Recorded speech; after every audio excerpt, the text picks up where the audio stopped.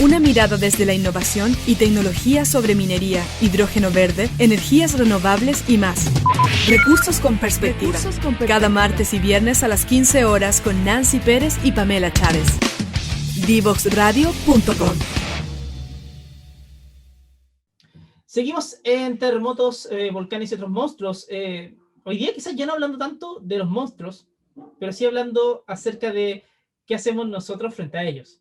Así que seguimos con Claudia González, que es parte del comité editorial de la revista Reder, que es una de las revistas, que es la revista realmente que es activa el día de hoy, que está haciendo cosas de investigación en gestión de riesgo de desastres a tope a nivel latinoamericano y chileno al menos.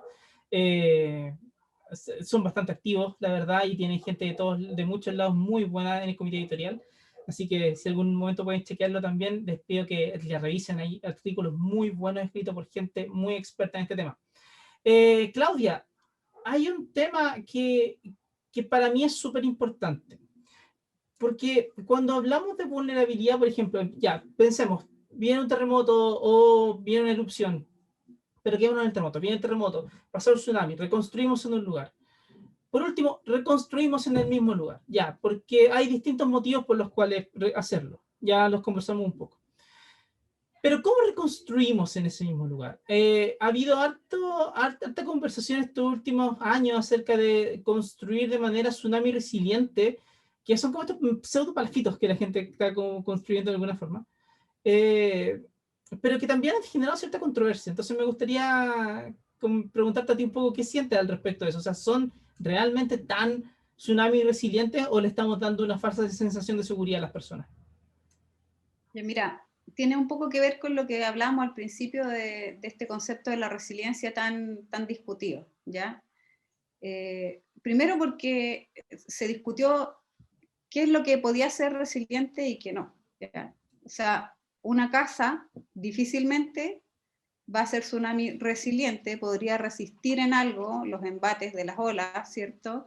Y después, de hecho, que se había mencionado ese concepto de tsunami resiliente, se cambió por sensible al tsunami o resistente al tsunami. Se fue como modificando el concepto, precisamente que se generaba esta sensación de seguridad. Pero además por otro tema, porque en el fondo se supone que cuando se construyeron estas casas como palafito, lo que se buscaba era separar a la gente, la parte habitable de esas viviendas, ¿cierto?, de la ola, ¿ya? Y se esperaba ponerla un poco más arriba, con una estructura que ojalá resistiera el embate de las olas, ¿cierto?, y que permitiera mantener a la gente segura en los espacios habitables. Pero resulta que cuando se le entregaron las casas a la gente, muchos cerraron la parte de los patios, ¿ya? Y los mantuvieron como un dormitorio más.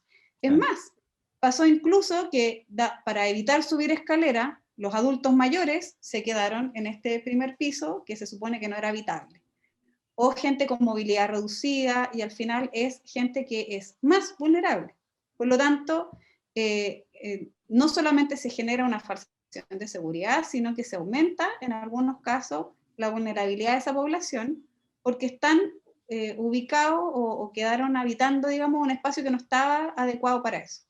Al final, Ya, entonces, como que nunca transmitiste el mensaje. Como que nadie, nunca le contaste a la gente qué es lo que significaba estar expuesto frente a un tsunami, pareciera ser. claro, o que a la gente se le olvida muy rápido, son las dos cosas. ¿Ah? Es esta necesidad de comunicar bien el riesgo, de explicarte bien qué es lo que significa estar expuesto, aun cuando tú lo viviste. O sea, estabas ahí y se llevó. O sea, ¿qué más evidente que eso? Pero además está el hecho de que nosotros, claro, seguimos preparándonos poco para esa situación y no nos damos cuenta, tal vez, que generamos una mayor vulnerabilidad si ponemos al abuelito o a un niño en silla de ruedas en un lugar donde difícilmente va a poder salir en caso de una emergencia. Claro. Ahí me genera un poco este tema de cuánto realmente le estamos contando a alguien acerca de cuáles son los peligros a los cuales te expones. Porque una historia es la que vive la persona que le pasó algo, que perdió una casa, que tiene una memoria, tiene un trauma también asociado a eso. Pero, por ejemplo, hay muchas personas que van a un lugar, no lo conocen, no tienen muy claro qué puede pasar y qué no. Y a mí me da la sensación de que a nivel como social, a nivel como general, parecía ser que no estamos hablando acerca de qué cosas pueden pasar. De hecho, más de alguna vez cuando uno lo menciona, algún alcalde o alguna autoridad local te va a decir, no, no me hable de esto porque esto me va a ahuyentar al turismo y esto no puede ser, porque... Y es como si tratáramos a la gente de tonta, porque, no, porque es como o le metemos miedo o no le decimos nada. Y no sé, me niego a creer que la cosa sea tan blanco y negro. Entonces, no sé qué opinas tú acerca de la necesidad que hay el día de hoy de contarle a las personas a qué están expuestos y cómo contárselos. Crees tú que es más razonable ahí? O sea, yo creo que es súper relevante que todos seamos conscientes de dónde estamos viviendo. Y en ese sentido, o sea, hay varias patitas que hay que conjugar. O sea, uno, por ejemplo, tiene que haber planos de amenaza y de riesgo para saber cuáles son los lugares seguros, a dónde arrancar en caso de qué, porque además Claro, no es lo mismo hacer un área de evacuación respecto a tsunami si no consideramos las otras amenazas. ¿Ya? Es lo mismo que te decía de dónde nos ubicamos. ¿Ah? O sea, tenemos que ser conscientes de que son varias las amenazas que nos pueden afectar y saber dónde están y qué hacer. ¿Ya?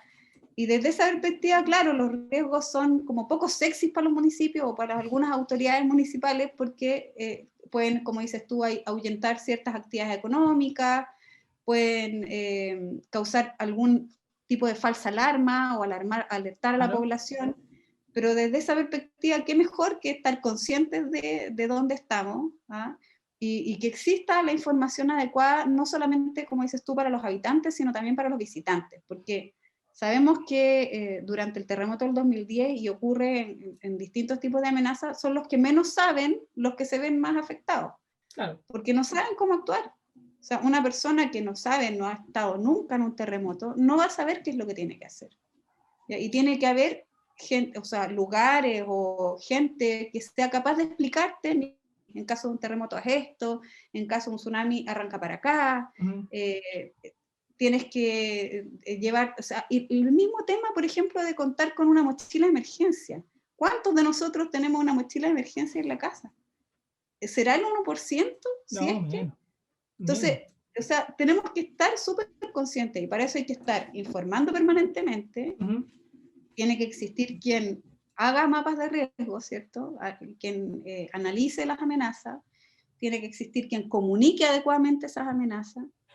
Y además tiene que existir los lugares donde arrancar, los letreros suficientes, los sistemas de alerta temprana necesarios, etc. Es todo un mecanismo que tiene que funcionar a la vez. Claro, pero es un mecanismo que funciona antes que ocurra la amenaza, ¿eh? Es en el momento donde se nos olvidan las cosas. Y ahí siempre, bueno, por ejemplo, lo hemos visto con esta pandemia. Es como, esta pandemia sigue siendo un desastre. Estamos desarrollando un desastre lento durante un año. Y hemos visto que a nivel comunicacional siempre estamos planteando esta idea de que esta pandemia es una pesadilla de la que hay que despertar lo más pronto posible, ojalá mañana, y volver a hacer las cosas exactamente como lo hacíamos antes. Y claro, eso obviamente es un error porque quedas igual de expuesto, igual de vulnerable como estabas antes de la pandemia. Y va a venir otra más en el futuro y lo sabemos. Pero con los terremotos y con las erupciones pasa lo mismo. Es como que quisiéramos rápidamente olvidar las cosas, volver a hacer todo como estábamos haciéndolo antes y decir, ahí está el mar, pero eso nos olvida qué hace el mar. Y yo encuentro que eso es complicadísimo. Ahora, hay un tema ahí, y yo creo que, tú te quiero preguntar tu opinión, que es mucho más experta que la mía aquí. Las personas que viven en los lugares más típicos, o sea, los lugares costeros, por ejemplo, no suelen vivir en la línea costera, no suelen vivir en la playa. Yo cuando voy a ver a mi familia en algún lugar de Viña, no viven en la playa, viven un poquito más arriba. Como que las poblaciones, las primeras poblaciones no eran en la línea costera siempre. Pero ahora sí estamos llenos de muchos hoteles en las zonas costeras, como que finalmente estamos llenos de restaurantes en las zonas costeras, nos fuimos tomando esos espacios que son habitados por turistas o por gente que está de paso. No nos genera eso un gran problema hacia el futuro, porque esas son las personas que, como tú decías, no te van a tomar en cuenta lo que pasa, ¿no? No saben lo que pasa. O sea, por eso es súper necesario que exista información, que se difunda esa información. Respecto al tema de la pandemia, como dices tú, así como en relación a cualquier otro desastre, queremos no verlo, ¿eh? Queremos cerrar los ojos y decir, no, esto ya pasó, con la vacuna estamos listos, por ejemplo, y sabemos que no va a ser así, sabemos que va a tomar años, y que nuestra normalidad, si queremos ser resilientes, como dice el término en realidad, va a implicar entender que vamos a tener que vivir de otra manera. ¿Ya? Claro. Y lo mismo sucede respecto de un terremoto, un tsunami, etc. O sea, si queremos ser resilientes y no monoporfiados, que volvemos donde mismo, ¿eh? Rebotamos y volvemos donde mismo, nos va a volver a pasar lo mismo. Si queremos ser resilientes, tenemos que tomar conciencia de qué es lo que significa habitar en un lugar con riesgo, o qué significa vivir con una pandemia. Y nos va a tomar tiempo, pero si no tomamos conciencia de qué es lo que implica, ¿ya? Efectivamente, como dices tú, nos va a volver a pasar. Ahora, ¿qué pasa con los turistas, por ejemplo, en el borde costero? Tiene que existir letrero. Si tú estás en un restaurante, mira, recuerdo que en Machu Picchu, por ejemplo, en Aguascalientes, en el pueblo, ¿cierto?, que está antes de entrar hacia Machu Picchu, ese es un pueblito que está afecto a varias amenazas, y en particular dos, súper importantes. Los huaicos, que son estos aluviones que corren por los cauces de agua, ¿cierto?, que principalmente las lluvias estivales, y las remociones en masa. Y hay harta información, y a raíz de problemas que hubo en los años, principios de los años 2000, se generó harta información, y todos los restaurantes tienen, y todos los hoteles tienen sus planos de evacuación, y está indicado hacia dónde evacuar, y te entregan una cartilla cuando tú llegas, o al menos eso era hace un tiempo atrás. Y entonces existe permanentemente, usted está aquí y tome conciencia, está aquí, y esto significa, ya, significa que le puede pasar esto, en las épocas de verano puede pasar esto otro, si sucede, usted tiene que hacer, ir a tal lugar, etc. Ahora, lo mismo debiéramos hacer acá, siempre. Ahora, y además tenemos que tomar conciencia de nuevas amenazas que no estaban antes, por ejemplo, el tema del cambio climático, ¿ya? En Viña, como decías tú hace un rato, Viña, que sabemos que está expuesto a tsunamis, sabemos que está expuesto a terremotos, ¿cierto? Además, ha ido erosionándose la costa y está mucho más expuesto, y hay marejadas mucho más seguido, etc. Nosotros, a diferencia del norte, vamos a tener menos efectos por la subida del nivel del mar, son menos centímetros, ¿cierto? Pero eso no significa que no vayan a pasar cosas, ya están pasando, o sea, tenemos muchas más marejadas que hace unos años atrás, tenemos lluvias en momentos que no tenemos que tener, a lo mejor son menos, pero los chaparrones son más fuertes, y así, entonces tenemos que ir adaptándonos. Si nos quedamos un poco con el efecto que teníamos antes y volvemos a lo mismo, seguimos siendo monos porfiados. Sí, y fíjate que contar historia ahí encuentro que es re importante. En Ecuador me acuerdo que hay una zona que tiene termas y todo lo demás, pero está muy cerca de un volcán que ha estado siempre muy activo. Y los guías de la zona te cuentan, mientras te van moviendo, acerca de todo lo que pasó y cuánta gente murió en el pasado por erupciones que fueron ocurriendo. Y muchas personas les gusta eso porque sienten de que no solamente van a ver algo, sino que entienden el relato de lo que está detrás. Ahora, ahí tenemos la experiencia que están haciendo ahora mucho en la Araucanía, que es con el Geoparque Cutralcura, donde a través de la narración de todo este patrimonio, levantar este patrimonio natural y cultural, donde se ha entrelazado muchas veces la actividad volcánica, la actividad sísmica, con las distintas cosas que han pasado, también te permiten llevar a hacer que la persona conozca lo que pasa. Y ahí trabajamos con el turista, que es algo que tenemos que hacerlo. Vamos al último bloque, Claudia. Vamos a una pequeña pausa y nos vamos al último bloque para cerrar este programa.